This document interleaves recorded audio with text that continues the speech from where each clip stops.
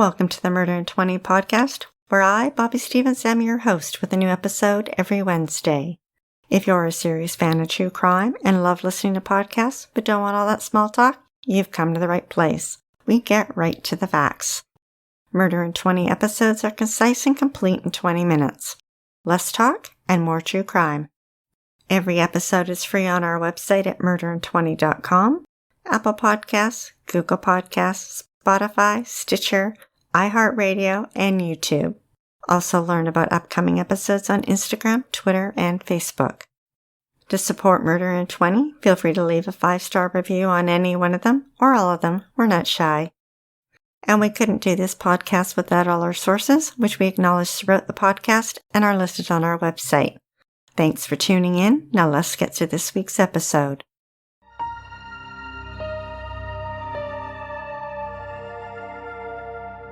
Calgary, Alberta is located in Western Canada, a 10-hour drive northeast of Vancouver. It's a large city with a population of 1.5 million. Its backdrop of stunning Rocky Mountains and its metropolitan high-rises make it attractive for film and television. It is also home to the oil and gas industry, which has experienced many boom and bust cycles in the last century. In 2015, Calgary had the highest number of millionaires per capita in Canada. Ryan Jenkins grew up in Calgary, the only son of Nada and Dan. His father, a respected and well-known architect, described his son as sweet and kind. He attended Western Canada High School in Calgary and later graduated from Mount Royal College in 1999. Ryan's circle of friends included those working in real estate and the oil and gas industry, who all made big money, worked hard, and played hard. In 2001, working along with his father, he became a real estate developer. His first condo project was a stylish modern 4-unit building. It was a success, and he soon moved on to new projects. Ryan was good-looking, a snappy dresser. He enjoyed the ladies and had a tendency to fall hard and fast in love. On a trip to Las Vegas, he met Paulina, and in a whirlwind romance, she moved to Calgary to be with him. In 2007, Ryan had a new girlfriend, whom he assaulted. He was charged and sentenced to 15 months probation and ordered to take domestic violence counseling and attend outpatient therapy for sex addiction. He developed real estate for 8 years until the recession hit in 2009 and the real estate market collapsed. That's when he learned he'd been picked to be a contestant on the TV show Megan Wants a Millionaire, and he headed off to Los Angeles in the United States for filming. The show described him as an investment banker with a net worth of $2.5 million. Although his was likely much less, the show said of its contestants that part of the fun was picking out the fakes. Ryan's nickname was Smooth Operator. He described himself as a little bit of Prince Charming and a little bit of a bad boy, and said that he liked to date girls who could turn a lot of heads.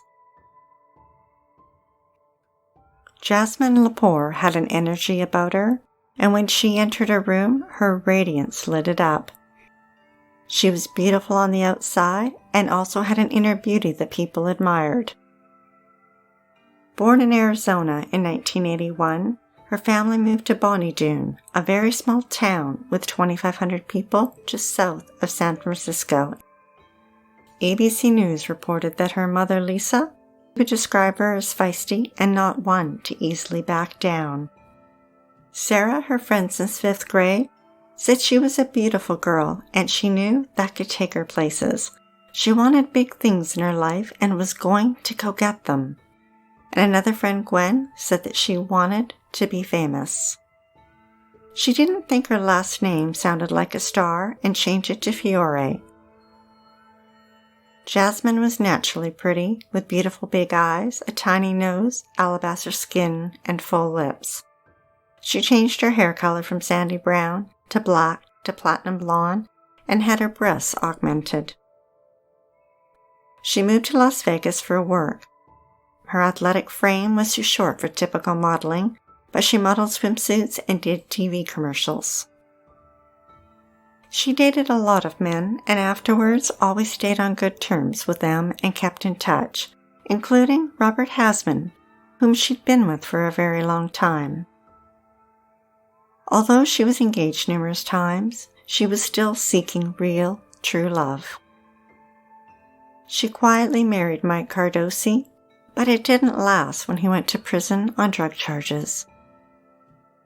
Then in March 2009, she met Ryan at a party in Las Vegas, and 2 days after they met, the two tied the knot. Jasmine gushed to Gwen, saying that he was handsome, charismatic, and sexy, but she didn't tell a friend that they'd gotten married. She moved from Las Vegas to Los Angeles. She got a real estate license and started a personal training business with a friend. She moved into a penthouse in Fairfax, not far from the Santa Monica Boulevard and the famous Melrose Avenue. Her mother Lisa was staying with her when Ryan moved in. Rumors swirled that he had married her only to get his green card, so that he could stay working in the U.S. A friend of Jasmine's claimed that it was a business deal and she heard he was going to pay her $10,000, but that could not be confirmed. Either way, she kept her marriage hidden from most of her friends, who couldn't help but notice that their relationship was volatile and that they both cheated on each other. The couple flew back and forth a couple times between Los Angeles and Calgary. Ryan took her to Banff and to a nightclub to introduce her to his friends, but they didn't seem impressed with his new wife.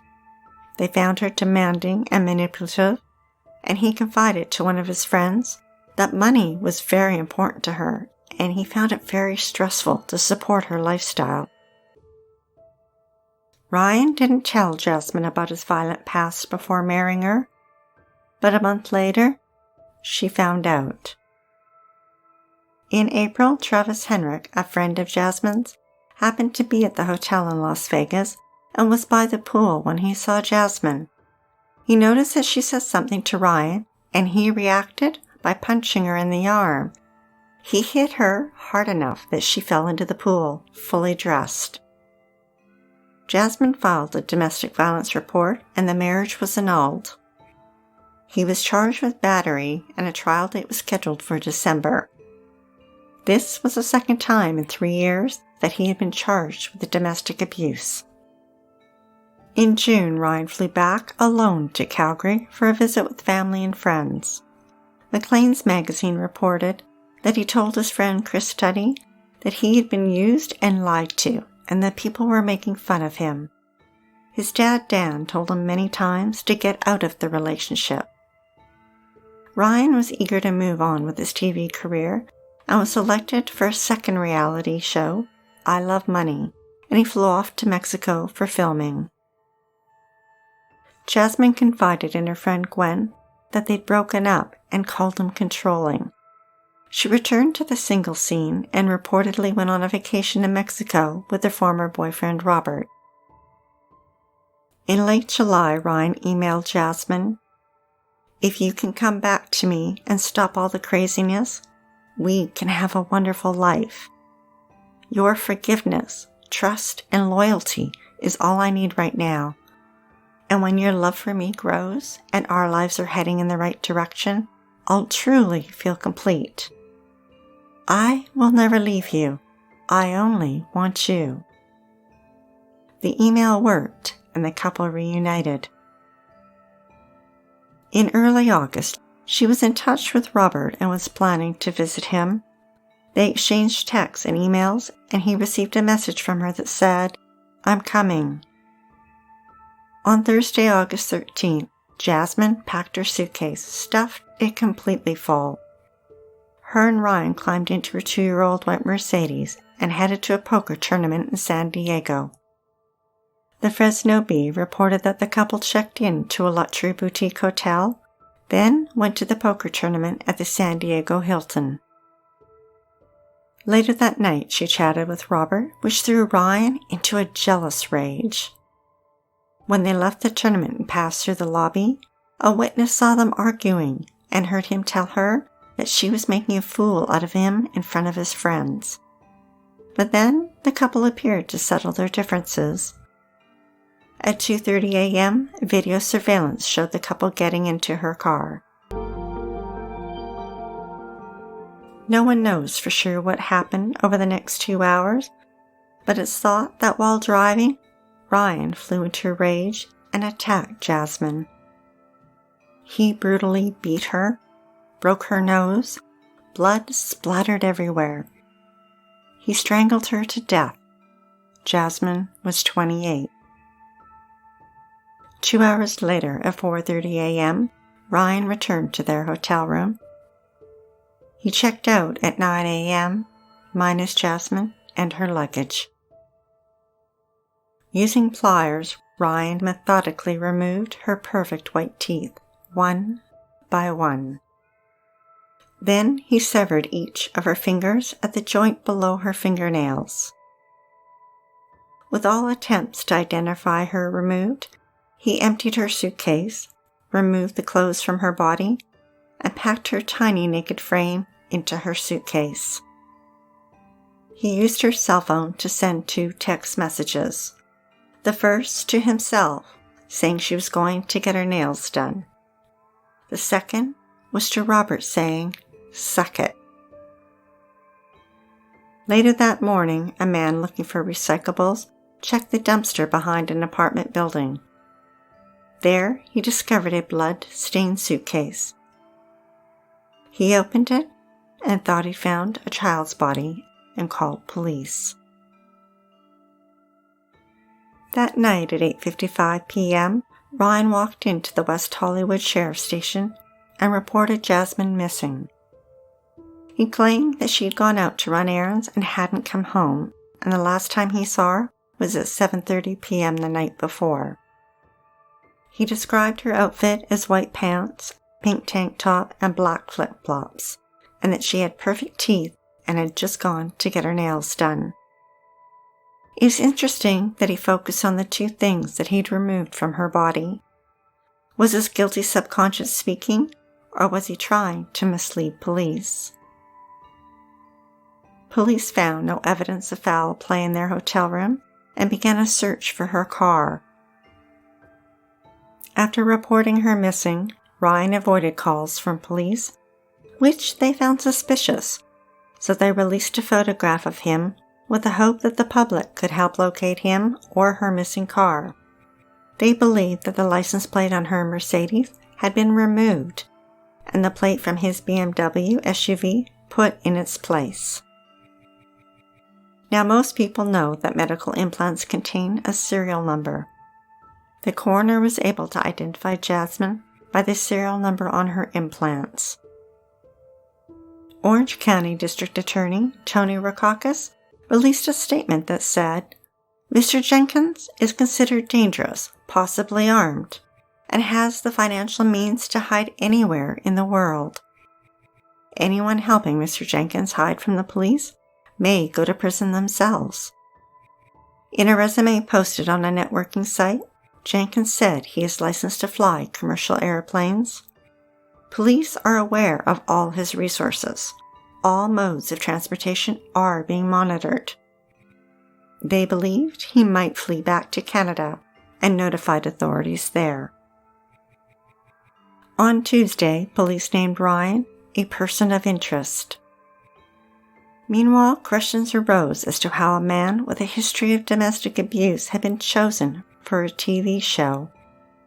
The company in Los Angeles that produced the show claimed that they were not aware of his past due to a clerical error made in Canada. Both Megan Wants a Millionaire and I Love Money were pulled off the air. On Wednesday, Ryan's black SUV and empty boat trailer were spotted at a marina in Blaine, Washington, just south of the Canadian border in British Columbia. The car's engine was still warm to the touch.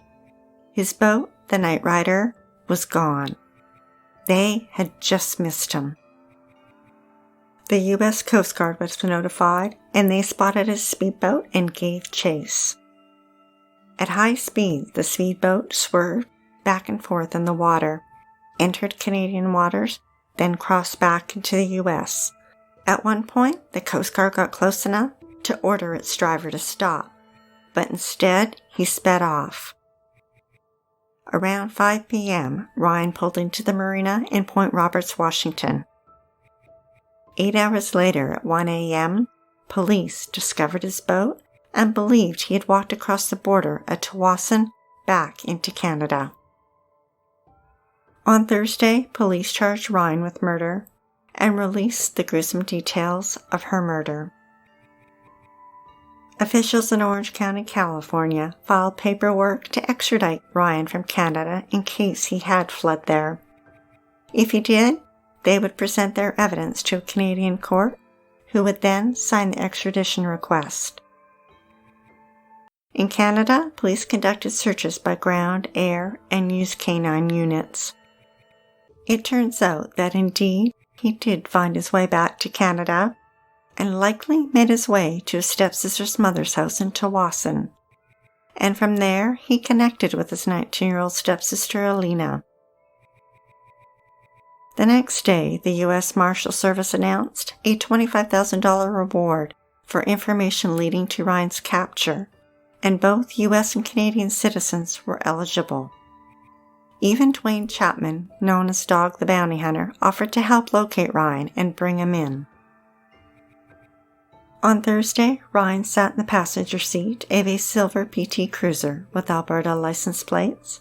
In the driver's seat sat Alina. They traveled along the Trans-Canada Highway, heading north from the border for about 75 miles. There, in the little town of Hope, nestled in the Fraser Canyon, they pulled into the rundown Thunderbird Motel. It was a far cry from the five-star hotels that he was used to. The motel, built in 1960, is nestled against the towering mountains. Its small single-story cabins form a neat row. Its main two-story building contained more rooms. She parked the car near the garbage bin and went to the motel office while he stayed in the car. She was calm when she chatted with the manager, telling him she needed a room for 3 days, possibly more. She put the room in her name and prepaid with cash. They walked towards room number 2 on the first floor. A single outdoor light illuminated its plain white door. She and Ryan entered the room and she helped them get settled. 20 minutes later, she was gone. The room was sparse but tidy. Inside was a bed with a floral bedspread. Covering the windows were floral drapes. They didn't match. Just inside the door was a small brown desk with an old TV sitting on top. On the wall behind the door was a simple metal coat rack that protruded from the wall, similar to the type motels use to store folded towels. At the end of the rod swung an air freshener shaped like a tree. The bathroom was simple with a square sink that hung off the wall. The mirror above was fastened to the wall with plastic clips, and above it was a plain light fixture with 2 bulbs. Later that day, Ryan opened up his laptop and typed a 1.5-page letter titled Will and Testament. The Los Angeles Times reported that he wrote how much he loved Jasmine and about his jealousy and his frustration with her cheating. He accepted no blame, and he did not mention her murder. He apologized to his family and left his estate to them. Over the next 2 days, he walked around the outside of the motel. He had lost weight, his face sunken, and his clothes were worn. He looked nothing like his picture being circulated on TV. No one at the motel recognized him. Sometime between Saturday evening and Sunday morning, Ryan decided to stop running. His prepaid stay was ending, and he decided to check out, but not the way you would imagine. He took his belt and fastened it around his neck and looped it around the metal rod on the coat rack. His body slumped. his feet hit the floor. Ryan was dead at 32. When he hadn't left by checkout time, the manager knocked on his door and yelled out, "Hello?" The province newspaper reported that when he didn't receive an answer, he used his master key to open the door, just a crack. He peered in and saw an open laptop. He opened the door wider and saw Ryan, still hanging from the belt. He reeled backwards and called police. Within an hour, police announced to the public that the man dead in the motel room was indeed Ryan Jenkins. Police believed that he alone was responsible for Jasmine's murder. The public could rest easy now. The population in the small town of Hope swelled over the coming days as news outlets from across both countries descended in droves to get a glimpse of where the unlikely ending had occurred and hoped to shed light on a brutal crime that fascinated the public for 9 days. Growing up in the Okanagan, we spent many summers driving the highway between it and the lower mainland. I remember the long lines of cars towing travel trailers as they wound their way through the twists and turns of the old highway that snakes through the canyon, dips down to the Fraser River, then inches its way back up into the mountains. Hope is where travelers take a break at the truck stop along the straight stretch of Flood Hope Road, just down from the Thunderbird Motel. Not far is tow truck operator Jamie Davis's yard, who you may recognize from TV's Highway Through Hell. And going back to 1981, Rambo movie fans may recall Sylvester Stallone's movie First Blood was filmed in Hope. The coroner positively identified Ryan, and police focused on finding Jasmine's car. 3 days later, someone spotted it in a grocery store parking lot in West Hollywood, a mile from her apartment. It looked oddly out of place. Covered in mud, twigs and weeds hung from its undercarriage. Its license plate was gone. Inside, investigators found blood on the passenger seat, the back seat, and the rear window. The investigation into Jasmine's death had ended.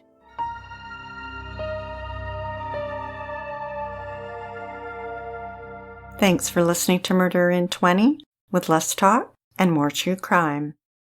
Be sure to tune in next Wednesday for the episode of Celeste Franzman, who grew up happy, but 2 tragedies sent her reeling down a dark path.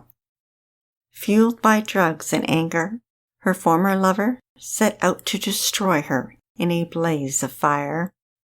But her will to live was so strong, she hung on just long enough to name her killers. We'd like to acknowledge Purple Planet for use of their music and our many editorial sources who are listed on our website. If you're dying to hear more, past episodes of Murder in 20 are available for free at murderin20.com, Apple Podcasts, Google Podcasts, Spotify, Stitcher, iHeartRadio, and YouTube. And every week we announce upcoming episodes on Instagram, Twitter, and Facebook. Until then, stay safe, sleep with the lights on, and don't play with strangers.